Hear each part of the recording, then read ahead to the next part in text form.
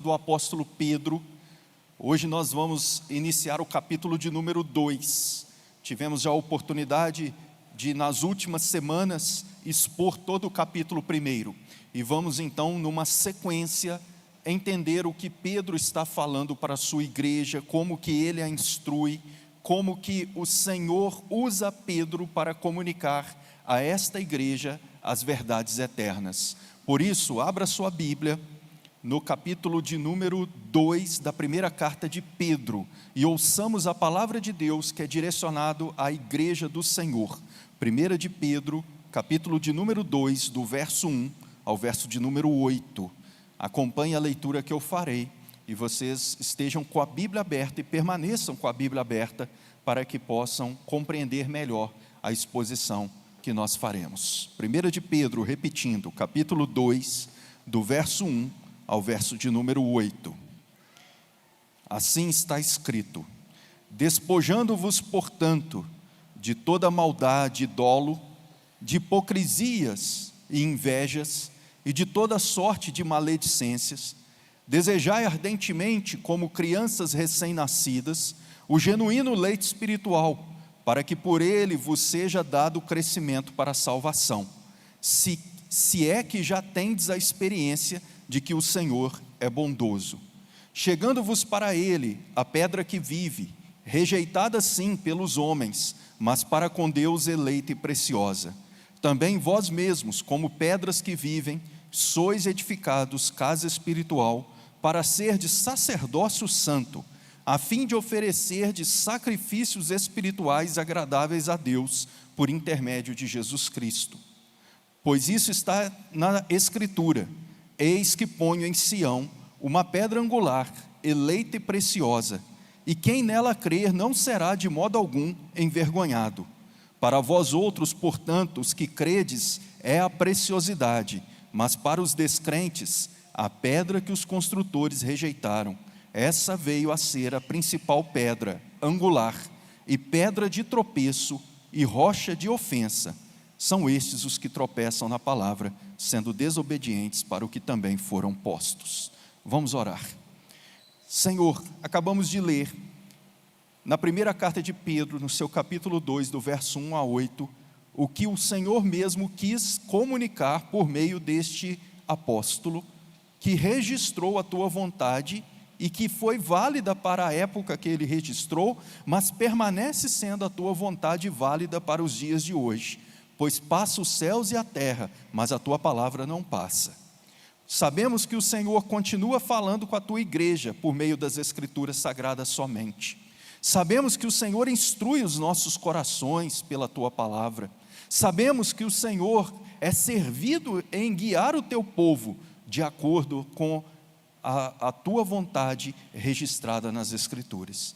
Por isso te pedimos agora, nos conceda compreensão, sabedoria, entendimento, que o teu Santo Espírito esteja iluminando as vidas de cada um que se encontra neste culto.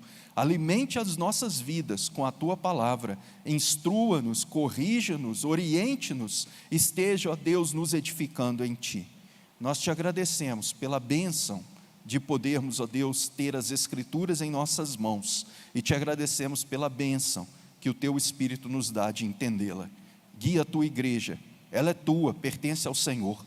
Guia a tua igreja, pois ela é guiada somente pelo Senhor, por meio de tua palavra, não aos nossos pensamentos próprios, mas segundo a tua vontade. Assim nos colocamos diante de ti em oração, clamando no nome de Jesus. Amém, Senhor. Amém.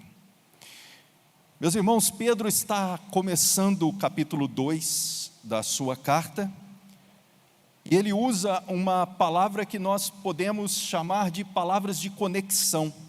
Essas palavras de conexão, elas aparecem em alguns momentos no texto que Pedro escreve. Por exemplo, no capítulo 1, no verso de número 13, você tem a expressão por isso.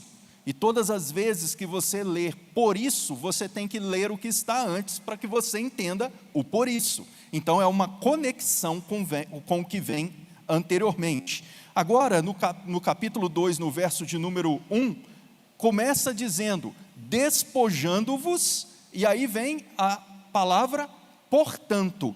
Esse portanto está conectando o que Pedro está falando aqui no capítulo de número 2, com o que se encontra no capítulo 1, no verso 22 e 23. Então, expressões como por isso ou portanto, você não pode lê-las sem olhar para outras partes do texto, pois ao olhar para outras partes do texto, fica melhor compreendido o que o escritor, orientado pelo Espírito, está dizendo. Então vamos ver como que Pedro nos leva para o que foi dito anteriormente. Ele diz assim: despojando-vos portanto, e ele está dizendo em relação àquilo que ele falava antes no verso 22 e 23. Olha o que está escrito no capítulo 1, verso 22 e 23. Pedro diz assim: tendo purificado a vossa alma pela vossa obediência à verdade, tendo em vista o amor fraternal não fingido, amai-vos de coração uns aos outros ardentemente, pois fostes regenerados, não de semente corruptível, mas de incorruptível, mediante a palavra de Deus, a qual vive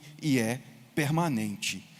Pedro está dizendo que nós fomos purificados, temos a purificação em nossa alma pela obediência à verdade. Pedro está dizendo que fomos regenerados no verso de número 23, ou seja, no sermão que nós pregamos na última semana, a regeneração como obra exclusiva de Deus foi mostrado. Ninguém nasce de novo por conta própria, nós nascemos de novo por causa daquilo que Deus opera em nós.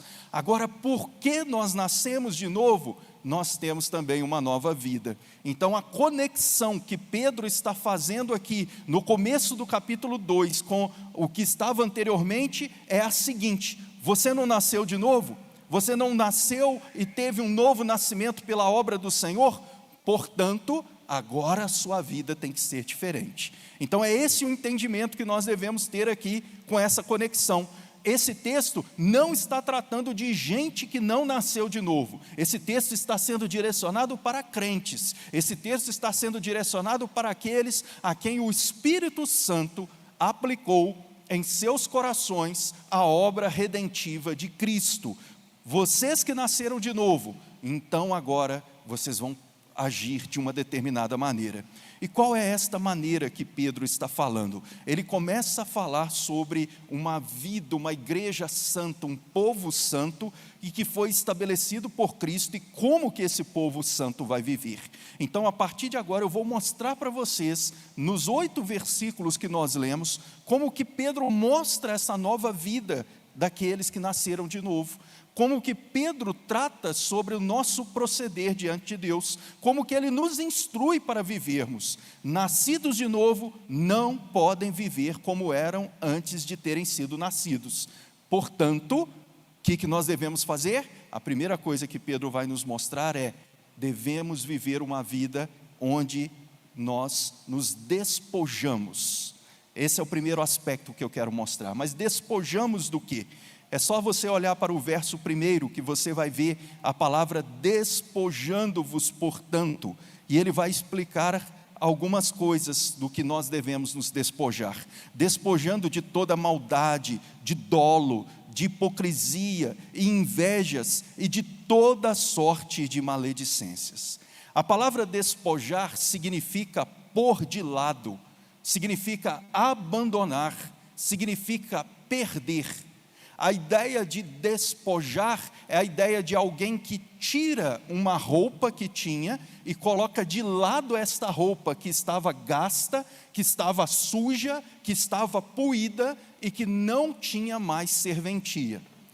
O que Pedro está querendo nos mostrar é que aqueles que têm uma nova vida, aquela velha vida com que nós nos vestíamos, aquela velha e antiga vida como nós procedíamos, tem que ser agora tirado e colocado de lado. Então a palavra despojar, grave isto, significa abandonar, pôr de lado. Agora, o que Pedro está querendo que nós abandonemos? Ele começa dizendo para nós abandonarmos ou deixar de lado, e ele continua no versículo de número 1 dizendo: abandonando, portanto, toda maldade e dolo. Observa que agora ele começa a dizer o que nós temos que deixar, o que nós temos que abandonar. A vida cristã, a nova vida em Cristo, não pode combinar com estas coisas que Pedro está relatando. Ele quer nos mostrar que não devemos viver com estas coisas na nossa vida. Então, ele diz: tire isso das suas vidas, vocês que nasceram de novo. Meus irmãos, é claro que Pedro está falando aqui para nascidos de novo. Ele não está falando isso daqui para quem continua numa velha vida, para quem continua com a velha roupa do pecado. É claro que eu estou falando de uma forma figurada aqui de roupa. Quem vive aquela velha e antiga vida. Ele está falando para gente que nasceu de novo. Ele está falando para pessoas que agora estão inseridas no povo de Deus, na igreja de Deus. Essas pessoas não podem mais viver com a maldade e com o dolo. E o que é essa maldade que Pedro está falando? Maldade aqui não significa quando você fere literalmente uma pessoa. Não pode ser pensada apenas como aquele ato de você fazer algo contra alguém e provocar ferimentos nessa pessoa. O termo maldade, ele significa muito mais do que ferir alguém no sentido de trazer machucados físicos. O termo maldade indica aquela pretensão que vem do coração de prejudicar e ferir. Ou seja, ele não está falando de quando nós ferimos outras pessoas, mas ele está falando de uma maldade como algo que está no coração antes que nós cheguemos a prejudicar uma pessoa. Pedro está dizendo assim: não nutra no seu coração desejos de maledicência, desejos de maldade para com outra pessoa, mesmo que você não tenha feito algo contra ela, porque a maldade ela começa dentro do coração do ser humano. Não nutra no seu coração os desejos de ferir a outrem, mesmo que você não tenha ferido diretamente a esta pessoa. Veja, Pedro está tratando aqui com aqueles desejos internos. E meus amados irmãos, geralmente as guerras que são produzidas em nossa vida, elas começam dentro do coração. No capítulo 15 do Evangelho de Mateus, o Senhor Jesus Cristo está fazendo um discurso diante de judeus, fariseus, e ele mostra para aqueles homens que é de dentro do coração que vêm os roubos, os adultérios, que vêm as maldades. Pedro está dizendo que nós não devemos apenas nos vestir como crentes. Não está errado você vestir com uma roupa que agrada a Deus, mas é mais do que simplesmente se vestir bonito diante de Deus. A vida cristã começa com um trabalhar do Espírito no coração, porque é de dentro do coração que procede as fontes de vida. Nós podemos vir arrumados para o culto, podemos vir cheirosos e de banho tomado para o culto, mas não podemos deixar de tratar com o que anda no nosso coração. Pedro está tratando com as coisas internas, porque aquilo que está no coração é o que vai se externalizar na forma como nós nos comportamos.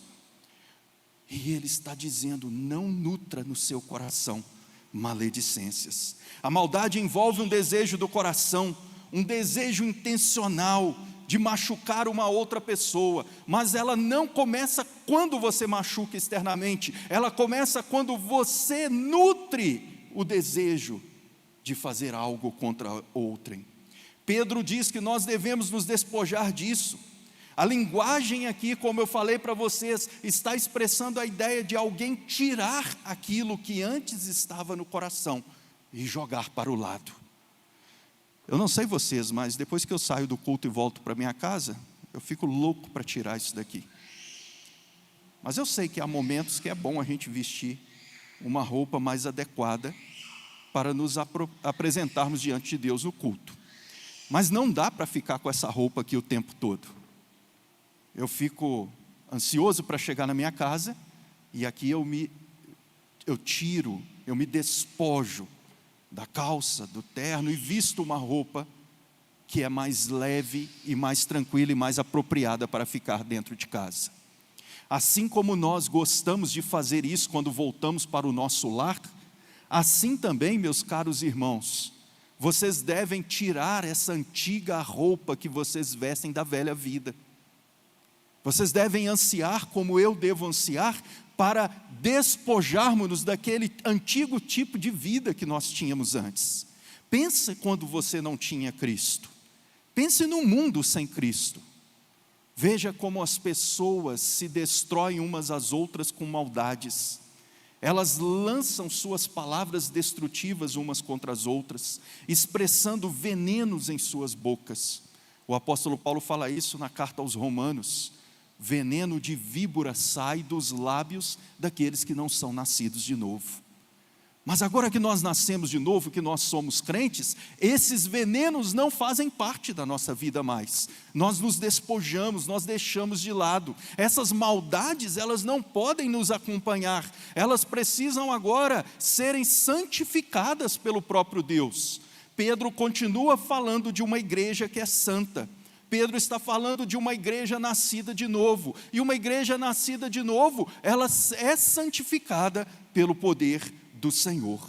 Nós devemos nos despojar também de dolo, de hipocrisias, de invejas e toda sorte de maledicências. Se vocês olharem ainda no verso de número 1, você vai ver que aparece falando destas palavras: dolo, hipocrisias, invejas e toda sorte de maledicência. Mas vamos entender aqui o que significa isto. Pedro está mostrando uma progressão da maldade. O que é dolo?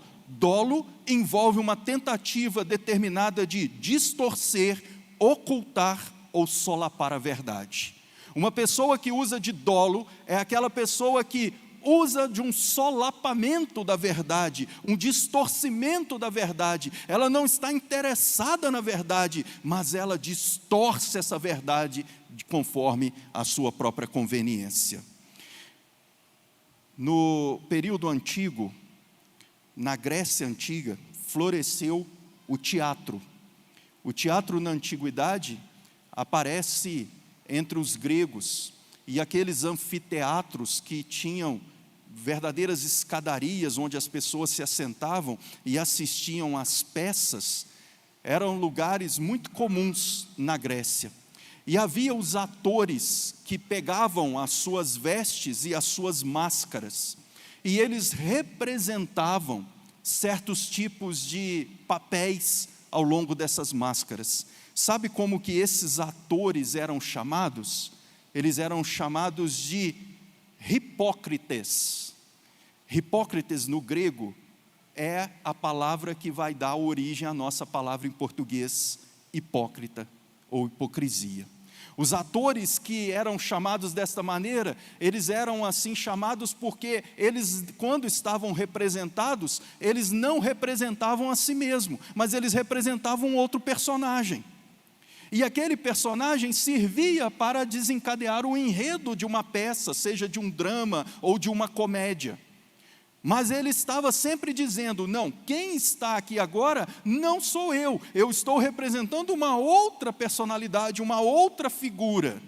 Por isso, eles recebiam esse nome de hipócrites. Quando na Bíblia fala de hipocrisia, ela está falando de alguém que tem algo no coração, se apresenta perante outras pessoas de uma maneira, mas ela representa porque ela não está seguindo o que está no seu coração. Ela apenas se mostra de uma forma como os atores fazem. Sabe o que nós temos que despojar?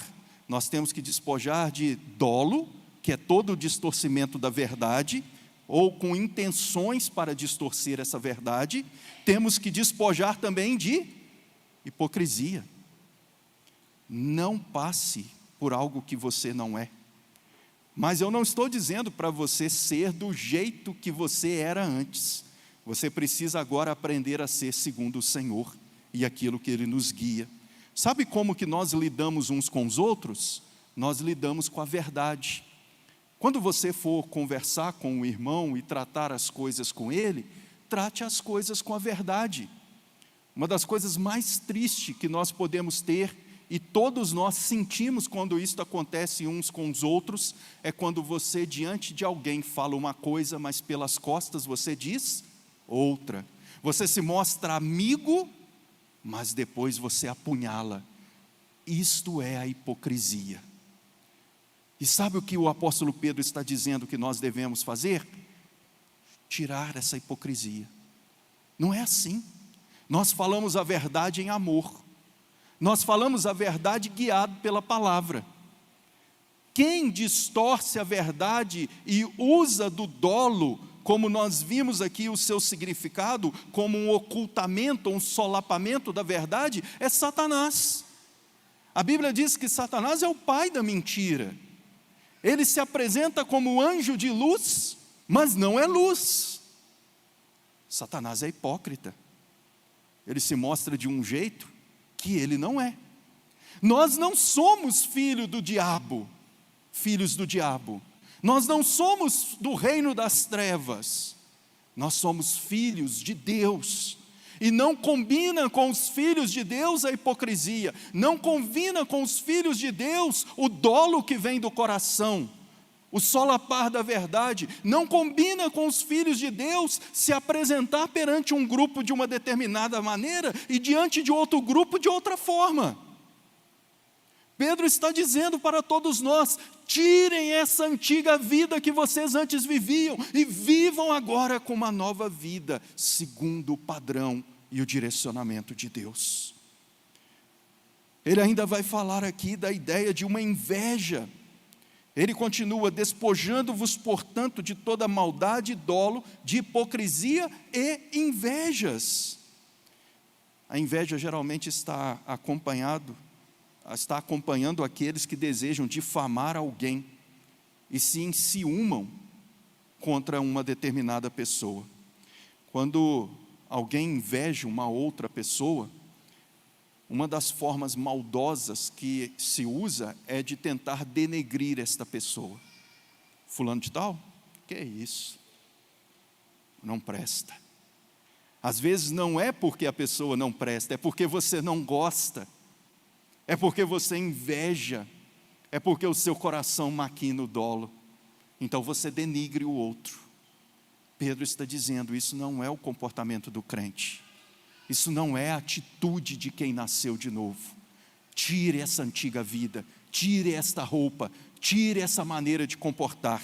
Meus irmãos, se vocês forem olhar o que nós estamos vendo aqui, isso acompanha aquilo que Pedro termina dizendo, que é toda sorte de maledicência. Agora veja que há uma progressão. E essa progressão é o que chamamos de progressão da maldade. Ele começa dizendo de dolo, depois vem hipocrisia, depois vem inveja e toda sorte de maldade. Observa, são passos que Pedro está nos chamando para tirarmos da nossa vida. O crente vive uma vida segundo a luz que vem de Deus. O crente não vive nessa progressão. Livre-se de todo dolo, livre-se de toda hipocrisia, da inveja e da maledicência. Essas coisas, repito, não fazem parte da nossa vida. Mas Pedro não fica apenas com esse despojar. Ele fala que agora nós devemos também desejar um leite espiritual. Isso está no verso de número 2. E eu convido os irmãos para olharem agora para o verso de número 2. Se no verso de número 1 ele fala do tirar a roupa, no verso de número 2 ele vai falar agora para que nós possamos para desejar o leite espiritual. Olha o verso 2: desejai ardentemente, como crianças recém-nascidas, o genuíno leite espiritual, para que por ele vos seja dado crescimento para a salvação. Por que será que Pedro começa dizendo para nós tirarmos a antiga vida, a antiga roupa? Pedro está dizendo isso, sabe por quê? Porque agora ele quer que você vista uma nova roupa. Se antes tínhamos uma roupa velha, poída, cheia de pecados, e agíamos desta maneira, agora nós vamos agir de uma outra forma. Então ele não fala apenas para tirar algo, ele fala também para nós termos determinado tipo de atitude. E qual é esse tipo de atitude? É o desejo ardente do genuíno leite espiritual. Eu acredito que vocês todos já tiveram a experiência de conviver com recém-nascidos. Recém-nascidos não sabem pedir alguma coisa a não ser, por meio do choro, o seu leite materno. Eles sempre choram quando estão com fome. E mesmo que uma mãe possa dizer assim: espera aí meu bebê, eu tenho ainda que terminar a limpeza que eu estou fazendo aqui, daqui a meia hora eu vou te atender. O que o bebê faz? Ele aumenta o tom do seu choro e vai chorando a ponto que a mãe desesperada pensa: eu tenho que ali amamentar esse filho, é o que eu vou fazer agora. O bebê faz isso porque ele tem fome e ele deseja muito aquele leite. É por isso que Pedro está falando: deseje ardentemente, ou seja, com grande intensidade este leite. O bebê aumenta a tonalidade do seu choro porque ele quer alguma coisa. Ele quer aquele leite que o amamente. Então ele vai aumentando. Então a sua mãe o atende e nutre as suas necessidades. Pedro está usando a ideia de um bebê que chora pelo leite quando não lhe é dado. Mas observa que ele fala que nós desejamos, da mesma forma que um bebê intensamente deseja o leite quando está com fome, nós devemos desejar também o leite espiritual. E que leite é esse? Eu sei que o apóstolo Paulo, em algumas outras dos seus escritos, ele fala, por exemplo, como fala a igreja de Corinto, que ele gostaria de dar um alimento mais sólido para esta igreja, mas não podia porque eles se colocavam como bebês. Mas esse não é o sentido do que Pedro está falando aqui. Pedro está ressaltando a ideia do bebê que deseja muito leite. E assim como o bebê deseja muito leite, Pedro está dizendo: você deveria desejar também ser alimentado por Deus pelo verdadeiro leite espiritual. A ideia aqui não é a ideia de tomar leite como sendo bebê e fraco, mas a ideia é de, assim como o bebê, ele anseia e até grita por esse leite, ele chora alto por esse leite, assim também vocês que nasceram de novo, nós que somos crentes, devemos ansiar pela palavra de Deus, o genuíno leite espiritual. Quanto que você anseia pela nutrição espiritual que vem da palavra de Deus? Você vai ter uma ideia do quanto que você anseia dessa nutrição espiritual, fazendo agora um teste prático. Quantas vezes você parou para ler e meditar a Bíblia ao longo dessa última semana? Pastor, eu não tive tempo, eu sou um homem de negócios e de trabalho. Sinto-me dizer, mas você não está desejando o leite ardentemente. Um bebê quando chora, pode a mãe estar fazendo o que for, que o choro do bebê vai fazer a mãe dar atenção e alimentar. Nós às vezes colocamos outras coisas no lugar daquilo que Deus nos alimenta. Nós colocamos nosso trabalho, nós colocamos nosso lazer, nós colocamos uma infinidade de coisas. Mas a Bíblia não está falando para você desejar o leite depois dessas coisas. Ela está dizendo no verso de número 2, ardentemente, como quem está ali sôfrego, desejoso com sofreguidão por isto. Você precisa desejar o que Deus tem para você na sua palavra. Você precisa desejar como um bebê deseja ser alimentado. Você precisa desejar que Deus te instrua. E se nós não desejamos ardentemente, talvez passemos a semana toda sem entender e meditar o que Deus nos fala nas Escrituras. Meus amados irmãos, o bebê chora pelo leite, e você deve também chorar e desejar a se alimentar da palavra de Deus. Não existe substituto da palavra de Deus para você crescer na sua vida. É um mito que se criou de que você poderá ter desenvolvimento espiritual se você for num culto e alguém com oração forte orar por você. Não é isso que a Bíblia fala que você desenvolverá. A Bíblia fala que você vai ser santificado pela palavra. João, no capítulo de número 17, retrata a oração de Jesus: santifica-os na verdade, a tua palavra é a verdade. E se você não tiver exposição à palavra de Deus, se você não for alimentado pela palavra de Deus, sinto muito lhe dizer, mas você não vai crescer um mínimo espiritualmente. Ah, pastor, mas quando eu leio a Bíblia me dá sono. Bebês que desejam ardentemente não dormem na hora que estão querendo o leite. Eles querem o leite. O sono fica para depois. Crentes que desejam ardentemente a palavra de Deus conseguem vencer até mesmo o sono na hora de ler. Crentes que desejam ardentemente o genuíno leite espiritual, eles crescem porque o seu crescimento vem baseado na vontade de Deus. Você precisa desejar o que Deus tem na sua palavra e não o que você pensa de Deus. Meus caros irmãos, aquele que provou o gosto bom do leite espiritual, olha o verso de número 3, se é que já tendes a experiência de que o Senhor é bondoso, não pode mais desejar também o leite estragado que o mundo nos oferece. Crentes desejam o que vem de Deus, e crentes sabem onde encontrar o que vem de Deus. O que vem de Deus está na sua palavra. Mas Pedro não para por aí. Ele continua nos relatando no seu capítulo 2 da sua carta, que nós somos pedra, que existe uma pedra viva e nós somos pedras vivas. E isso encontra-se no verso de número 4 e no verso de número 5. Olha como ele trata sobre a nossa vida diante do Senhor e como ele nos ensina nesses 2 versículos. Ele diz assim: chegando-vos para ele, a pedra que vive, rejeitada sim pelos homens, mas para com Deus, eleita e preciosa, também vós mesmos, como pedras que vivem, sois edificados casa espiritual, para ser de sacerdócio santo, a fim de oferecer de sacrifícios espirituais agradáveis a Deus, por intermédio de Jesus Cristo. É claro que Pedro está usando aqui uma metáfora. Pedras não são vivas. Você pode tentar conversar com um pedaço de pedra, que ela nunca te responderá. Pedro está usando claramente a figura de uma metáfora para se referir a Cristo. E por que ele se refere a Cristo chamando Cristo de pedra viva? Porque a pedra, na metáfora, é a ideia daquilo que é seguro e que permanece.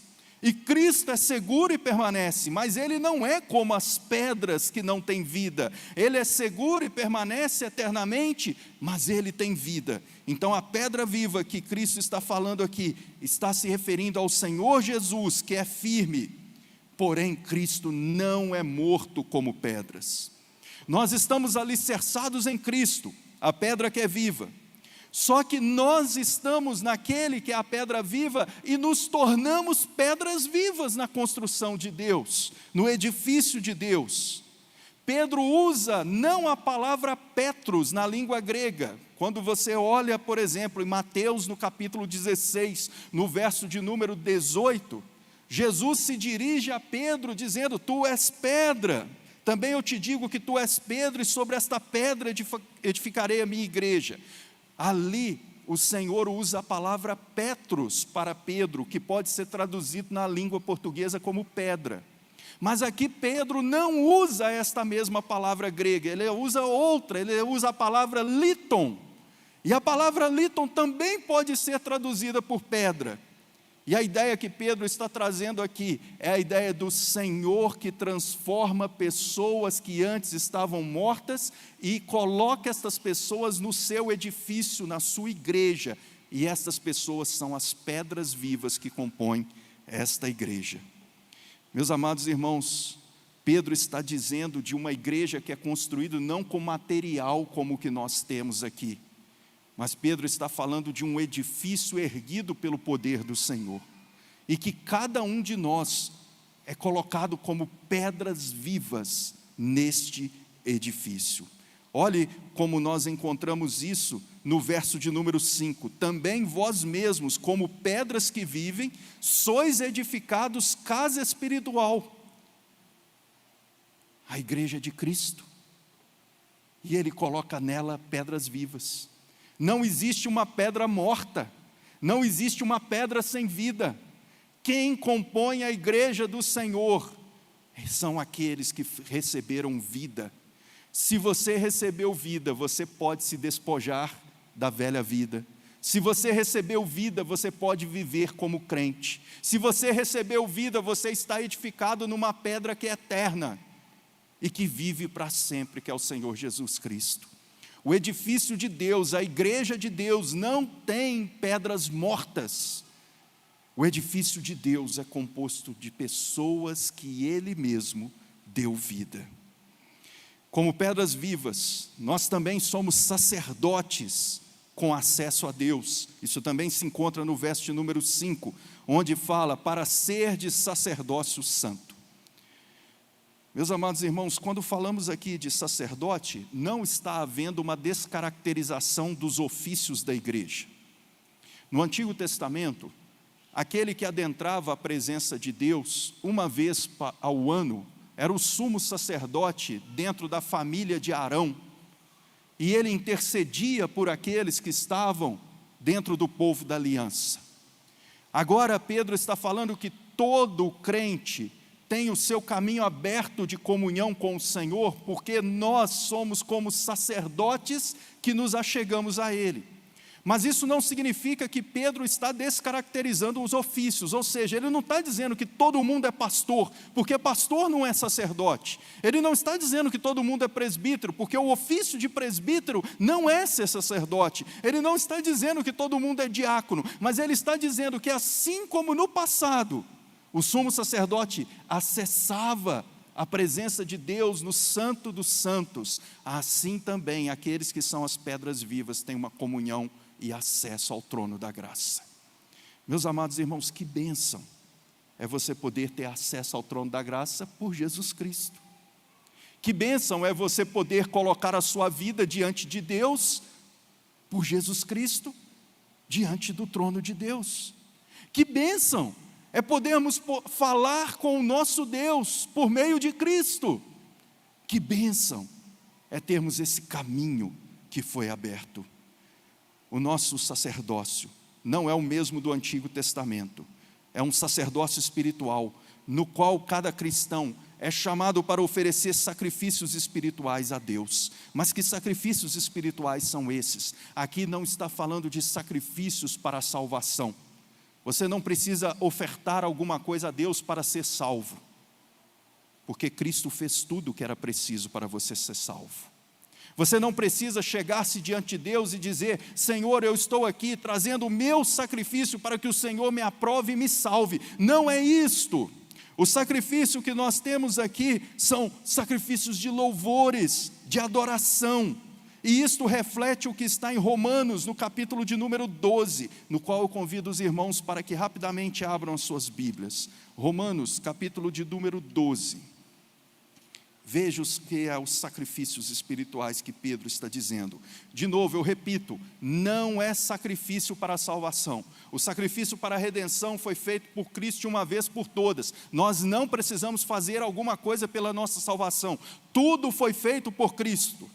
Mas agora aquele que fez tudo e nos redimiu, Ele nos chama a oferecermos ofertas de louvor, de adoração a Ele. Olha o capítulo 12, verso de número 1 diz assim: rogo-vos, pois, irmãos, pelas misericórdias de Deus, que apresenteis o vosso corpo por sacrifício vivo, santo e agradável a Deus, que é o vosso culto racional. E o que nós fazemos num culto?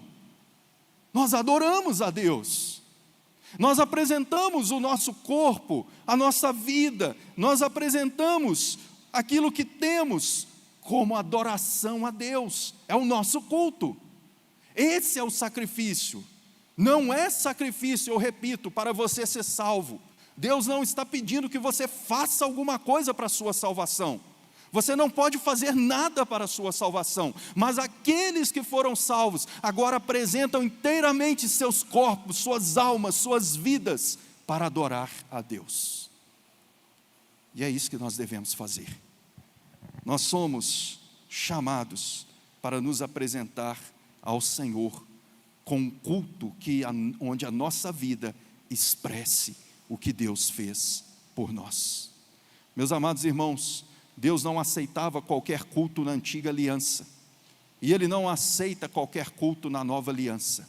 Por isso, apenas aqueles que nasceram de novo é que podem oferecer a adoração adequada. Olha como que ele rejeitava o culto que era misturado com iniquidade. Em Isaías capítulo 1, no verso de número 13, o profeta fala sobre isso. Isaías capítulo 1, no verso de número 13. Abra sua Bíblia e acompanhe a leitura que eu farei. Isaías capítulo 1, verso de número 13, o profeta condena a hipocrisia que acontecia no culto da sua época.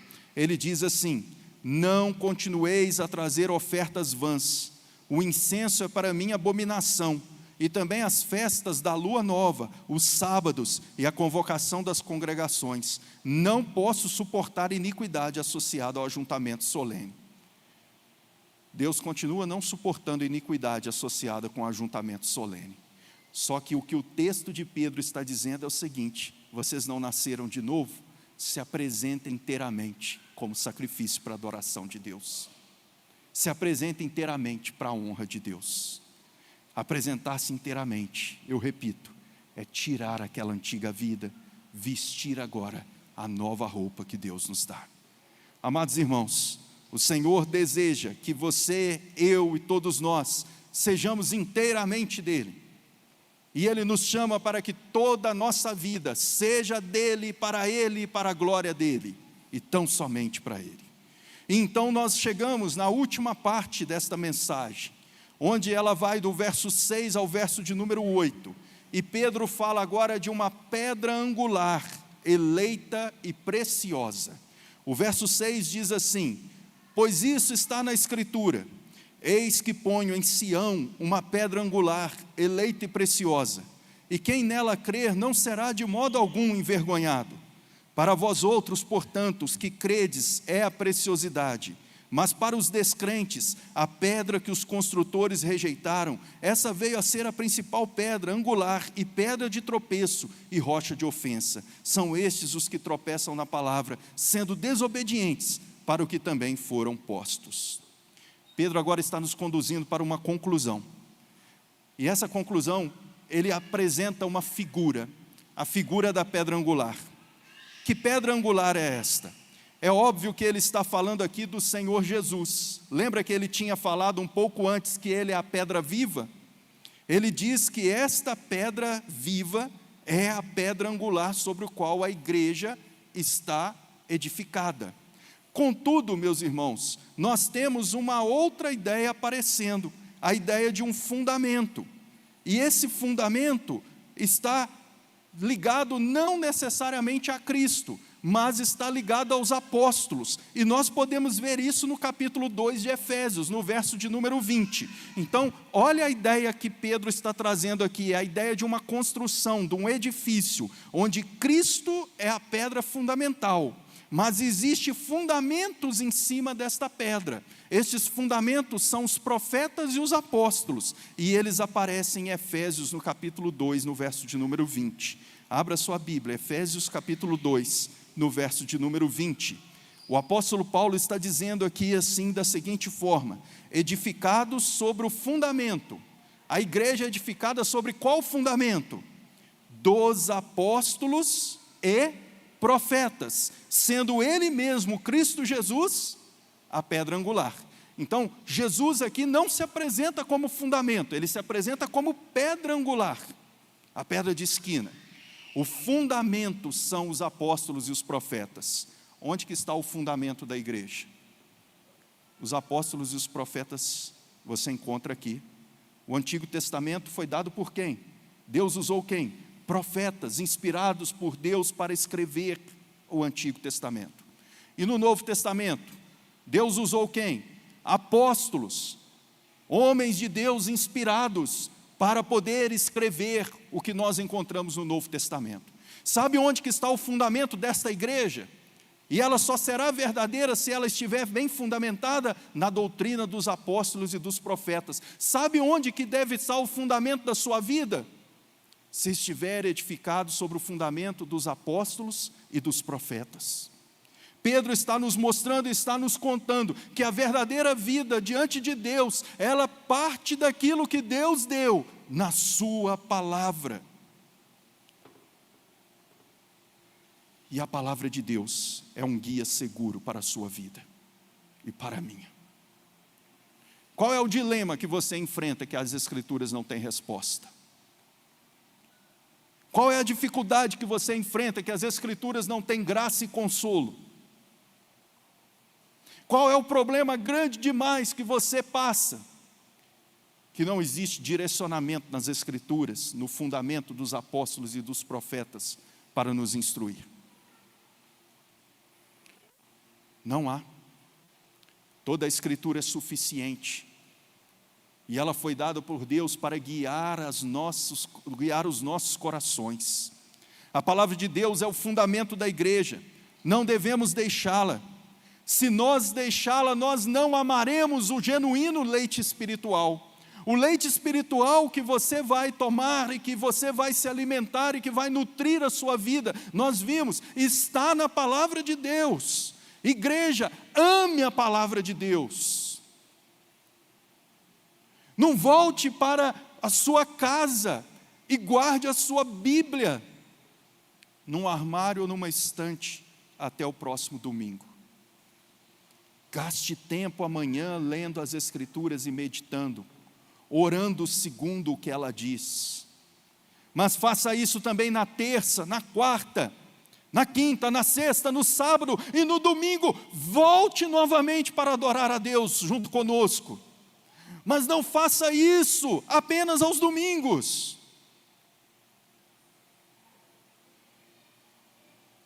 O fundamento da sua vida tem que ser da mesma forma que a igreja está fundamentada.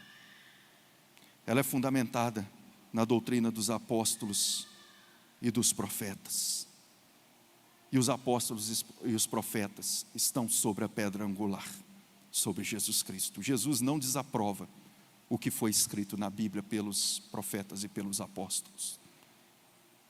Ele confirma o que esses homens escreveram, porque eles escreveram inspirados pelo Espírito. Essa pedra angular, o mesmo texto fala que alguns tropeçarão nela. Se você olhar, voltando lá para o capítulo de número 2, você vai ver no verso de número 7 que esta pedra foi rejeitada pelos construtores. E no verso de número 8 fala que ela é uma pedra de tropeço e rocha de ofensa. E ela será realmente pedra de tropeço e rocha de ofensa para todos aqueles que a rejeitarem. Não seja a pedra angular sobre a qual o fundamento da igreja está tropeço para a sua vida. Aqueles que nasceram de novo têm grande amor por essa pedra, por Jesus Cristo, pelo fundamento dos apóstolos e profetas.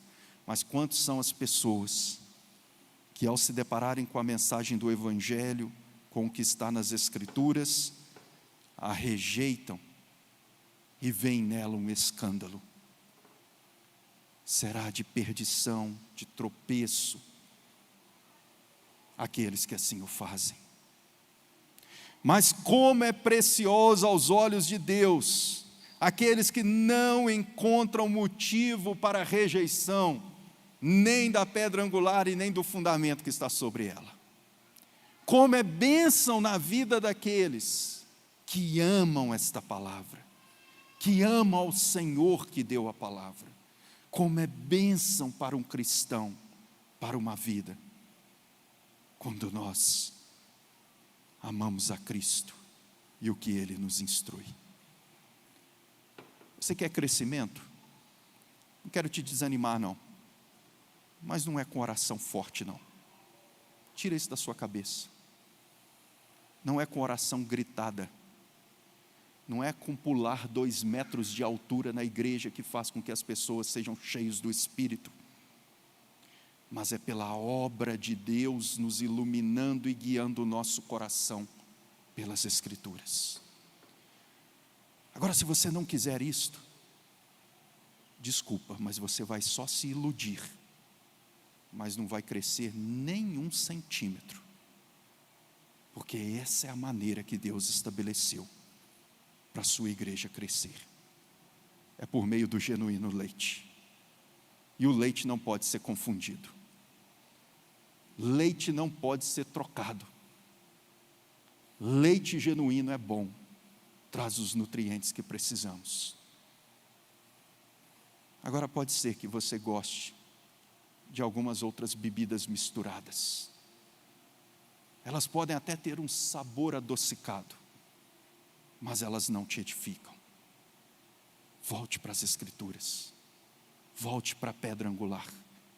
Volte para o fundamento dos apóstolos e dos profetas. Que Deus te abençoe. Que o Espírito Santo te encha. Que o seu coração esteja ardendo de desejo pela vontade de Deus manifesta na sua palavra. E que assim o possa ser sempre, sempre, para a glória do nosso Deus. Vamos orar, meus amados irmãos. Convido a todos para que aqueles que puderem se levantem. E nós vamos orar a Deus, agradecendo pelo culto. E depois impetraremos a bênção apostólica. Senhor, Senhor nosso Deus, Deus bendito, o culto que nós prestamos neste ajuntamento solene foi para Ti e para Ti somente. Não fizemos isto para o nosso nome ser engrandecido,